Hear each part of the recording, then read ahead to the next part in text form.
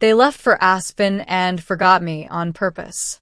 I watched my family celebrate their new CEO on live TV, and at that moment, I realized they hadn't just left me behind. They'd erased me.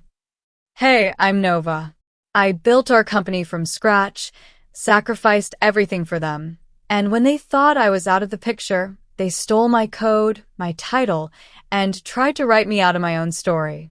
Have you ever been betrayed by the people you trusted most? What would you do if the only way forward was to fight back alone? Drop your thoughts in the comments. What's the worst betrayal you've ever experienced? How did you handle it? Let's jump back to the moment I decided that if I was going to be erased, I'd rewrite the whole damn narrative. Funny how they forgot me on the one trip where cameras were rolling. The silence hit me before the realization did.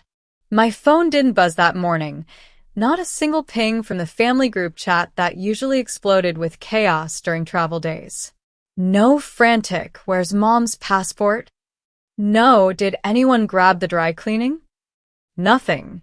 Just quiet. I padded barefoot into the kitchen, expecting to hear Dad grumbling about gate changes or Evelyn screaming for someone to find her ski gloves. Instead, I found a coffee pot I didn't make, a suitcase I didn't pack, and a calendar alert blinking on my laptop. Family flight, 6:45 a.m. But my name wasn't on the passenger list. I clicked open the group chat. Gone. Erased. Not archived. Not silenced. Deleted. And replaced by a fresh thread I hadn't been invited to. Then it got worse. I pulled up my email to check the backup itinerary I always sent myself. Nothing. I tried logging into our shared cloud itinerary. Access revoked. My heart pounded, not in panic, but in that slow-burn dread of someone who's seen this trick before. Evelyn. She always moved like a magician. Fast hands. A dazzling smile. The cruelty hidden under the glamour. I called Mom. She picked up on the third ring, too fast to pretend it was accidental. "Oh. Nova," she said, like I was a delivery person at the wrong address. "Where are you? We assumed you had work this year. Evelyn said you were buried in that old software thing. And honestly, you didn't respond in the thread." "Which thread?" "The one you deleted me from." A beat of silence. Then the guiltless blow. "You can't expect everyone to pause for your moods, darling." She hung up. I stared at my phone screen, then at the framed photo above the counter. All 5 of us in Vail, 2 years ago. Evelyn front and center in white fur, Mom and Dad smiling like royalty, and me, off to the side, holding everyone's coats. I remembered the moment right before that shot. Evelyn had pulled me into the frame, arm wrapped around my shoulder, and whispered through gritted teeth, "Just smile. I'll crop you out later anyway." She did. They didn't forget me. They removed me.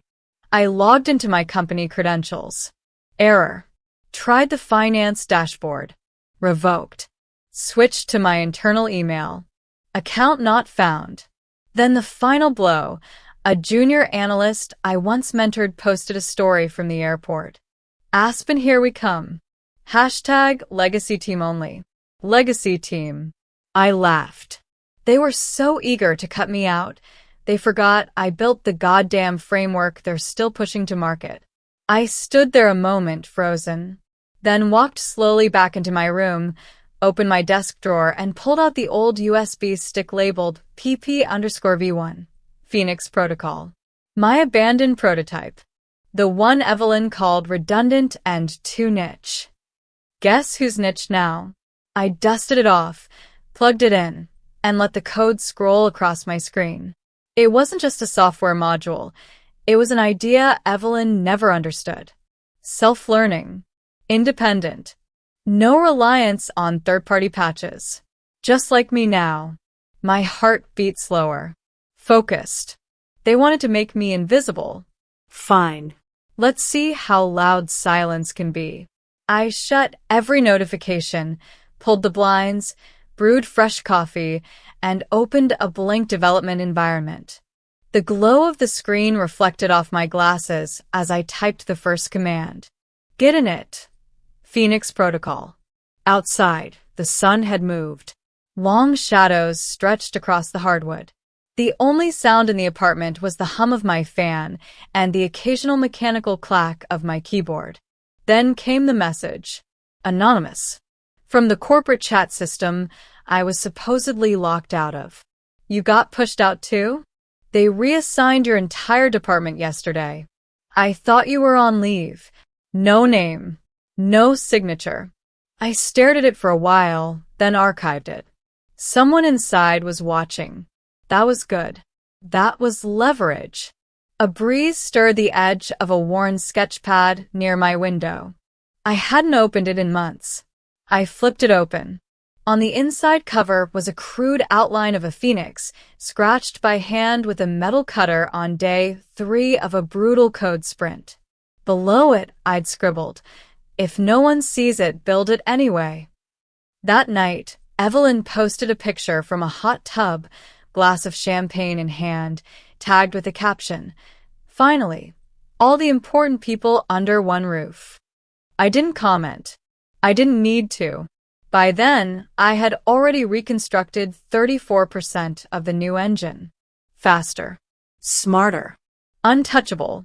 The apartment lights flickered softly as the auto timer activated. I stayed seated. One hand on the mouse, the other clutching the small metallic USB casing with the etched phoenix. It felt heavier than before. Or maybe I just finally understood its weight. I walked to the TV. Evelyn was giving a soundbite to a local Aspen channel, talking about family, legacy, innovation. Her teeth gleamed. Her lip polished. I turned the volume down. Then I sat back down at my desk, rolled my shoulders once, and began the next phase. The following day, a LinkedIn notification lit up my phone. Gideon Harkner has viewed your profile. Message, hi Nova. Long time no talk. Still building that thing? I might have a proposition. I read it twice. Didn't respond. Not yet. First, I had a storm to build. They thought leaving me behind meant I'd be silent. Turns out, I just needed Wi-Fi. By day 2, I'd stopped looking at my phone. I disconnected the auto-sync on every device. I didn't need another alert about Evelyn's press photos in Aspen or the legacy team enjoying catered dinners. I didn't want another notification showing Dad smiling in the background or Mom giving a speech about family values while I sat 2 states away, deleted like a calendar event. Instead, I stared at lines of code. Phoenix Protocol wasn't just a project anymore. It was a rebellion in structure, syntax, and architecture. What had started as a quiet counterpunch was fast becoming a war cry written in logic gates. I had the original idea. I had the code base. And now I had time, something they never gave me when I was working under them. The glow of the screen lit the walls around me in cool blue shadows. I hadn't opened the blinds in 36 hours. Empty coffee mugs lined the window sill like fallen soldiers. I hadn't eaten anything real since this started, just microwaved burritos and adrenaline. But the mind was sharp. I opened the original version from 2021, skimming every function, every comment line. My own notes filled the margins. Optimize later. Needs neural flexibility. Evelyn will never greenlight this. God, I had been so careful back then. Too careful. I remembered sitting across from Evelyn in the boardroom when I first presented it. She'd smiled, tilting her head like she always did when she was about to be condescending, and said, "This is impressive, Nova. But we're aiming bigger. We need something public-facing, not back-end brilliance no one will notice." And just like that, she shelved it, stole half my dev team, renamed the next iteration Arden AI, and slapped her name on the vision document. Except now, her version had failed. I knew because the dev forums were buzzing. One CTO wrote, We tried integrating Arden AI with our backend. Glitchy. Feels unstable. Another responded. Over-engineered and underperforming. Someone tried too hard to be clever. And underneath it all, in a private thread I still had backdoor access to, I saw it. Error logs tracing back to a core module that was mine, copied, clumsily edited, then sold as something revolutionary. Revolution, my ass. I closed the window and pulled up a clean terminal. Phoenix Protocol, v2. Original author, Anne Ellington. Date, resurrected. Line by line, I rewrote the algorithm. I stripped out anything tied to Ellington Group's legacy systems. Built new containers. Streamlined the memory handling. Replaced the clunky override functions Evelyn's people added with something leaner, sharper. The cursor blinked like a pulse. Build successful. A ping hit my inbox. Anonymous again. You didn't hear this from me, but she's prepping a beta drop next week. Trying to bury the ardent failure. Word is she's repackaging your engine under a new name. I stared at the message. No signature. Same source as the last one. But now I wasn't just building. I was watching. I copied the entire chain into a private folder and labeled it Fireproof Evidence. Outside, the sun had finally broken through a slit in the curtain. Dust floated like static. I hadn't spoken to another human in 2 days. So I opened my email and typed, "If the offer still stands, I'm ready to talk." To Gideon Harkner. But I didn't hit send. Not yet. Instead, I opened another document. This one dated August 17th, 2021. It was a memo to the board proposing that Nova Ellington be removed from project oversight due to emotional instability and poor public interfacing. Attached was a redacted email trail from Evelyn, full of vague concerns and half-lies. I remembered the day I read it, alone in the parking lot, crying so hard I nearly vomited. That day, I saved the document. I couldn't speak up then. But now? Have you ever hit that point, crying alone, realizing the people you trusted most cut you out? When silence hurts more than any argument. If you've ever felt truly invisible, leave a comment number 7 below. Let's see what happens when you finally decide to fight back. I opened it, added a watermark, submitted under review, IP attached, then dropped it into a shared folder I titled Contingency. I was halfway through recoding the adaptive neural map when a message from Gideon popped up. Still building? I've got capital and a CTO slot waiting. All you have to do is say when. Still building. That's all anyone ever saw me doing. But what they didn't realize, I was building a weapon. That night, I took my first shower in 3 days. Let the water run over my face like I could rinse off years of being erased. I looked in the mirror, red-eyed but focused. I wrapped myself in an old hoodie, returned to the desk, and pressed play on a voice recording from 2021, a private meeting Evelyn thought no one had saved. She's brilliant, but let's be real, Nova's not someone we put on stage. She's not the face. She's the back end. I stared at the wall, then whispered, "Funny. That's exactly where I'm going to hit you from." They didn't just steal my work. They printed my name on the theft and dared me to forget it. By the end of week 1, Phoenix Protocol v2 was running better than any version I had ever imagined. No bugs, no patches, no committee approvals. Just silence, caffeine, and code. But victory wasn't enough. Not yet. Not while Evelyn's version of my work was still being paraded around as innovation. So I started digging, not out of pettiness but precision. What I found made my blood chill. A press release from Ellington Group announced a revolutionary relaunch of Arden AI. A complete rebrand. New UI, new pitch, new partners. It was scheduled to drop in 3 days. Attached to the article was a PDF preview of the architecture. At first glance, it was different. At second glance, it was mine. They'd wrapped it in new colors, renamed functions, changed the flowchart. But the core logic, the beating heart of the thing, was unmistakable. Recursive priority, threading with AI bypass fallback. A system I designed. A system Evelyn had once called unscalable and emotionally coded. A system she had apparently now filed under her name. And here's the worst part. They hadn't even bothered to do it well. I ran the code sample through my own detection tool, one I built during my thesis at Stanford. The algorithm matched 82% of the core functions to Phoenix Protocol _v1. They didn't just steal it. They stole it lazily. I needed proof. I reached out to Mason. He had stayed quiet after my removal, likely because he needed the paycheck. But he had also been the company's lead compliance accountant for 5 years. If anyone knew what Evelyn had touched, rerouted, or repurposed, it was him. It took 2 hours and 1 signal through Proton Mail before he responded. The message was simple.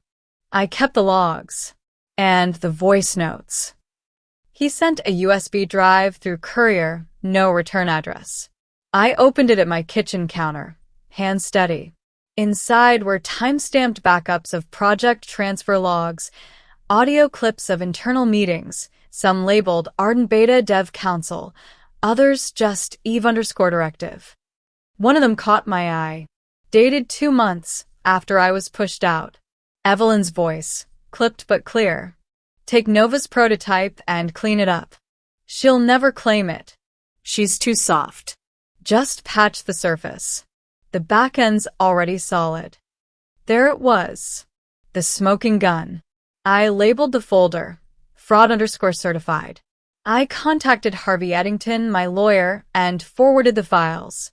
He called me 5 minutes later. You know this is legal dynamite, right? She forged attribution, I said. She used IP I never released. Harvey's voice dropped. This isn't just about IP, Nova. If she leveraged that system for investment pitch decks, this touches securities law. Wire fraud. Trademark misrepresentation. And if any funding passed through based on falsified architecture, he didn't have to finish. I already knew. I pulled up the corporate investor list and searched for a name I hadn't thought about in months. Bridge Grant LLC, a fund known for speed-dealing startups with proof-of-scale demos. A press release from 4 months ago showed Evelyn accepting a $1.2 million bridge round, citing Ellington Group's proprietary AI framework, developed in-house. In-house. My house. I scrolled to the bottom of the filing and saw it. A digital copy of the technical affidavit, with my name. Signed. Only, I had never signed it. I opened an old notebook from 2021 and compared handwriting. Close. Too close. But the lowercase g was off. I looped mine tight. The signature on the document curled outward, just like Evelyn's. She didn't just steal my code. She forged my name to legally anchor it. And now she was standing on a stage built from my blueprint, smiling like the goddess of innovation. I didn't scream. I didn't cry. I opened a new folder and named it Perjury Packet. Inside, I dropped the audio, the log files, the forgery scan, and a side-by-side of my real signature. Then I added a sticky note on my desktop with a single word. Court. That night, Evelyn went live on a podcast called Next Wave Founders. I watched from my laptop in a dark apartment, one lamp on. She spoke with polish. Laughed like nothing could touch her. Then the interviewer asked, "How did you land on the architecture behind the new system?" And Evelyn smiled.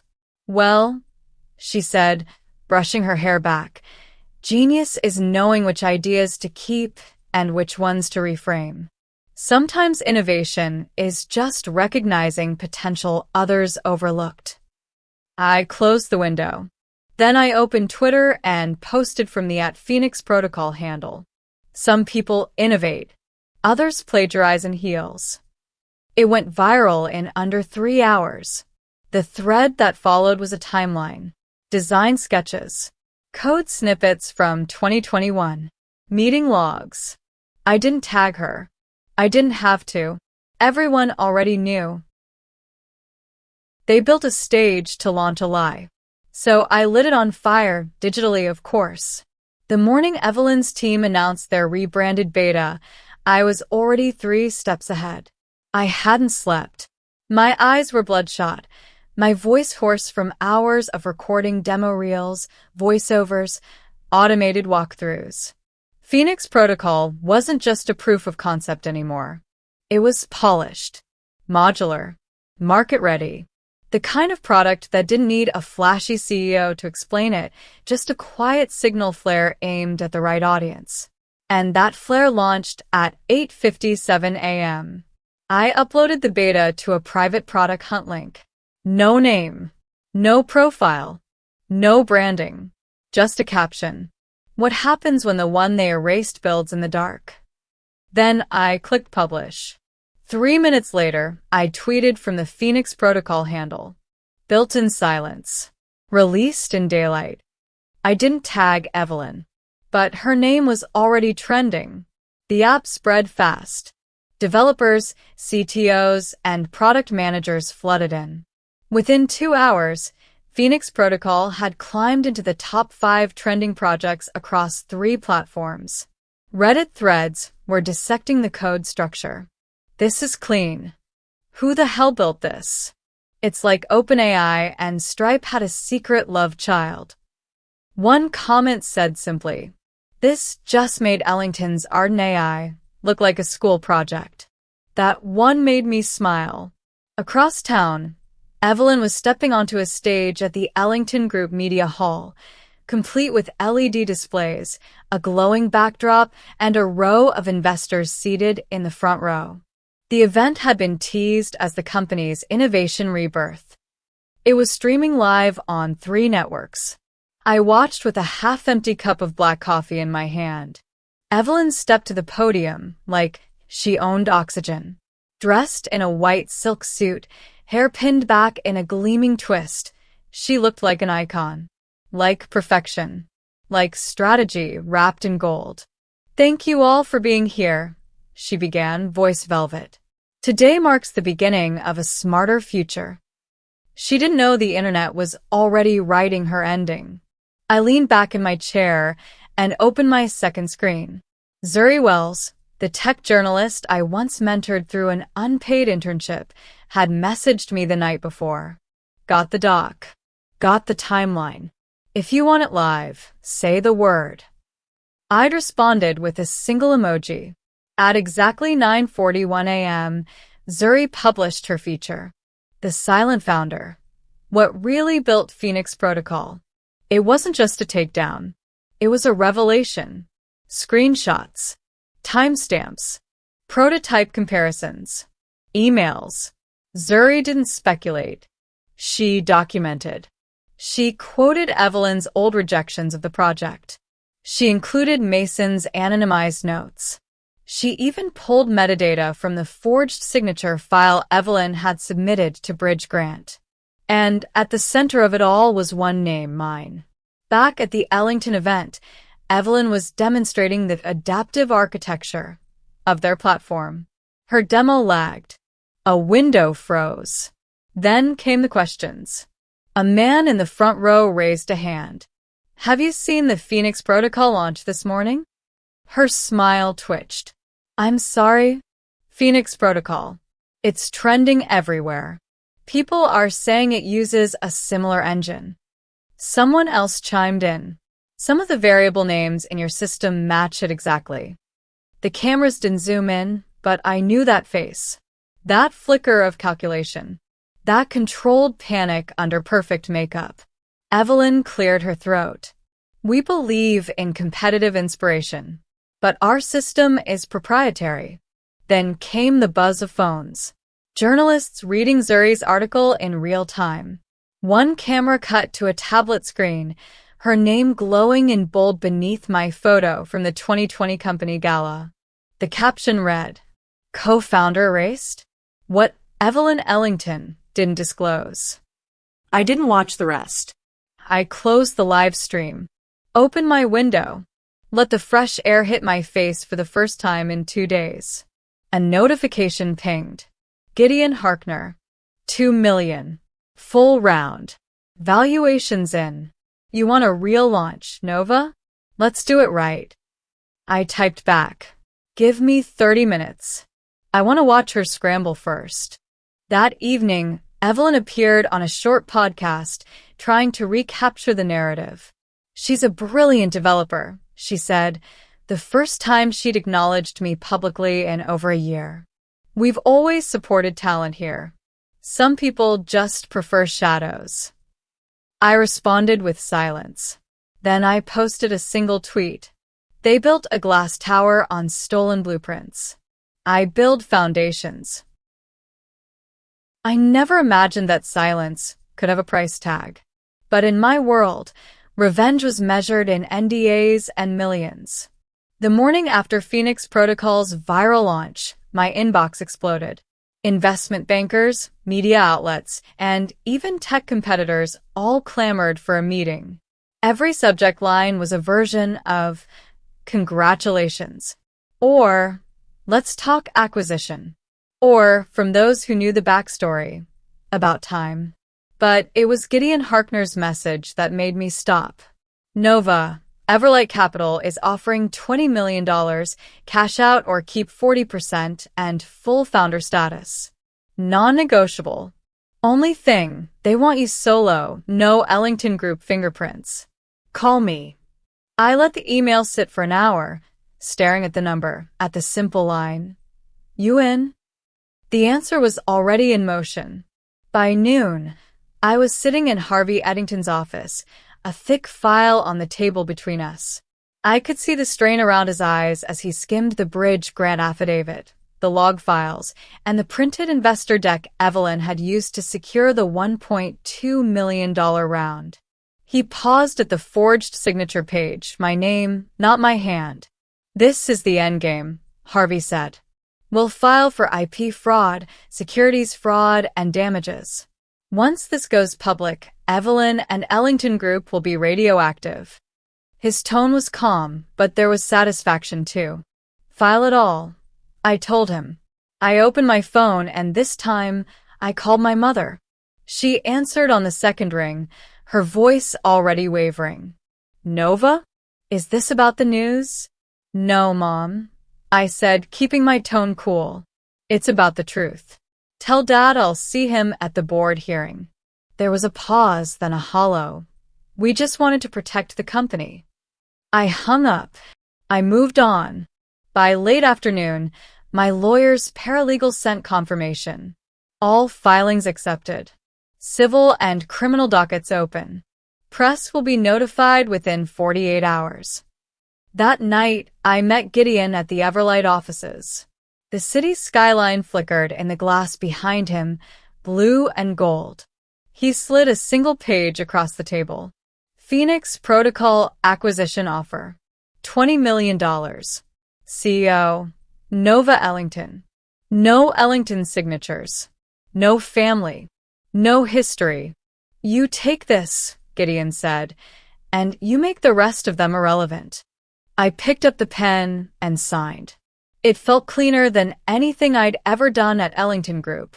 Would you have the courage to sign away your old life, even if it meant losing everything familiar? When was the moment you finally took control, no matter the risk? Leave a comment number 9 below if you've ever dared to start over. Let's see what happens when you own your story, on your terms. When I left, a reporter waiting outside caught up to me. "Nova, did you ever expect to win like this?" I gave him a thin smile. No. But I knew I'd never win by playing quiet. That night, the board at Ellington Group called an emergency session. I joined via video, no camera on. Evelyn was already talking before I even unmuted. You think this fixes anything? She spat. You think being the hero for a day makes you innocent? You destroyed everything. You humiliated Mom and Dad. Her voice was shaky. For the first time, she didn't sound invincible. I leaned forward, letting my words cut slow. You destroyed yourselves, Evelyn. You forged my signature. You stole my code. You lied to investors. You lied to everyone. You should have left me in the dark, but you kept using my name. There was a silence, long and bitter. Dad finally spoke quietly. We thought you'd come back. I smiled, even though they couldn't see. I did, just not the way you hoped. I ended the call. The next morning, my phone blew up with headlines. Phoenix Protocol sold for $20 million. Sole founder Nova Ellington. Ellington Group faces criminal probe for IP fraud. Tech world's forgotten daughter appends her legacy. I walked out into the Texas sunlight, not bothering to check my messages. For once, the city felt like mine. No shadows, no ghosts. Just breath and blue sky. Midday, Zuri sent me a voice memo. Heard from a source. Evelyn's being forced out. SEC's investigating the bridge grant deal. Your folder's already circulating.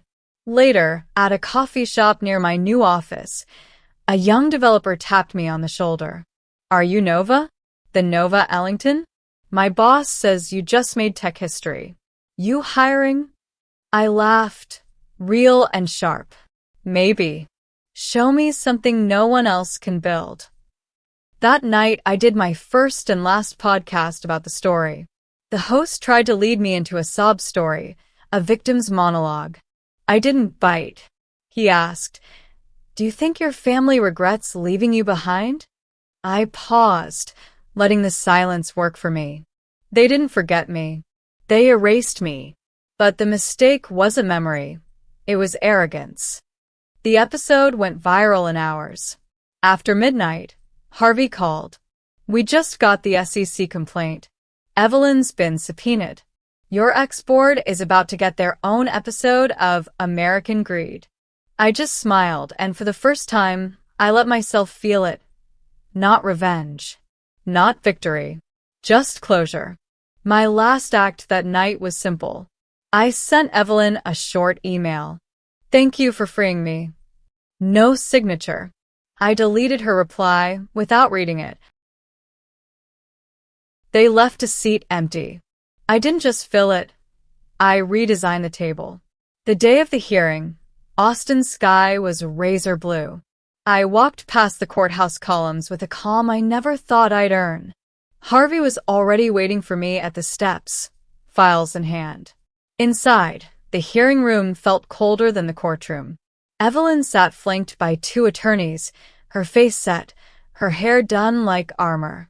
She didn't look at me as I entered. Mom and Dad were behind her, their eyes hollow, lost somewhere between shame and disbelief. We were all just actors in a drama of our own making, except I was done playing. The judge opened with clipped words. We are here to address evidence of IP fraud, forged signatures, and material misrepresentation related to Phoenix Protocol and the bridge grant filing. Harvey spoke first, voice steady as he walked through the paper trail. The technical affidavit signed by Nova Ellington was submitted without her knowledge or consent. Handwriting analysis confirms forgery. We also submit audio evidence of project transfer and internal directives to misrepresent IP origin. He played the audio. Evelyn's voice echoed in the chamber. Just patch the surface. The backend's already solid. She'll never claim it. For the first time, Evelyn's jaw twitched. The judge glanced at her. Ms. Ellington, do you wish to respond? Evelyn took a slow breath. I was under pressure to deliver results. It wasn't supposed to go this far. I just wanted to protect the company's future. The judge replied, the future you wanted is now under federal investigation. He issued the ruling. Evelyn was to be removed from all positions of control at Ellington Group. The company would enter receivership. A criminal investigation into fraud and misrepresentation would proceed. All prior IP, including Phoenix Protocol, was to be attributed solely to me. I felt no thrill, only the sharp satisfaction of a wound cauterized. When it ended, Evelyn stood to leave, her steps heavy. She brushed past me, a whisper barely audible. "You never should have come back." I looked her in the eye for the first time in months. "That's your problem, Evelyn. You thought I'd stay gone." She was silent. Outside, reporters crowded the steps. I gave them nothing. Zuri pushed through the chaos, holding her phone up to record. "Nova, what now?" she asked, half grinning, half serious. "I build. That's what I do." I made my way to my new office, a glass-walled space overlooking the skyline, still smelling of paint and new leather. The only thing from my past was my father's old chair, sanded and restored. I put it at the head of the table, not because I needed a symbol, but because I'd earned the right to sit wherever I chose. One by one, my new team arrived. A young developer, shy and brilliant, unpacked her laptop beside a whiteboard covered in sketches. I smiled, ready to do what they said was impossible. She nodded, eyes shining. I let her sit at the head of the table for our first meeting. That evening, as the sun set, Gideon called. "You ready to scale?" I answered, "Yes." But this time, no one gets erased. A small ceremony marked our company's launch. No press, no ribbon cutting. Just a gathering. I asked the team, "Who wants to make the first commit?" The youngest coder raised her hand. I let her do it. After everyone left, I sat alone. The room glowed golden and quiet. I took a plaque from my bag, just a small piece of metal, engraved with one line. "You don't have to be loud to be powerful." I hung it on the door. Later, at home, I poured a glass of wine and reread the old investor emails, the legal threats, the silent betrayals. I deleted them one by one. No more ghosts. A single new message blinked on my screen. "Gideon again. The White House wants you to keynote at the Women in Tech Summit. Topic: Founders who fight back." I laughed out loud. I closed the laptop and stood at my window, watching the city lights come alive. For the first time, I didn't feel like the girl who'd been forgotten. I felt like the one who built the future. I finally found peace, not in revenge, but in the quiet certainty that I reclaimed my own name and built a legacy no one can take away. Standing here, free from old shadows and expectations, I know that dignity and self-worth can only be defined by myself. This journey taught me that what's stolen in the dark will always be revealed in the light. When you dare to stand up for your truth and stop begging for validation from those who don't value you, justice has a way of finding its mark. Greed and betrayal can win for a while, but integrity always has the last word. If you've ever had to fight for your own place, if you've ever been left out, betrayed, or forced to start over, share your story below. What did you learn from your own battle? How did you find your voice again? I'd love to hear from others who have walked through the fire and come out stronger. And if this story resonated with you, don't forget to subscribe and stay tuned. Next time, we'll explore another true tale of unexpected triumph after betrayal.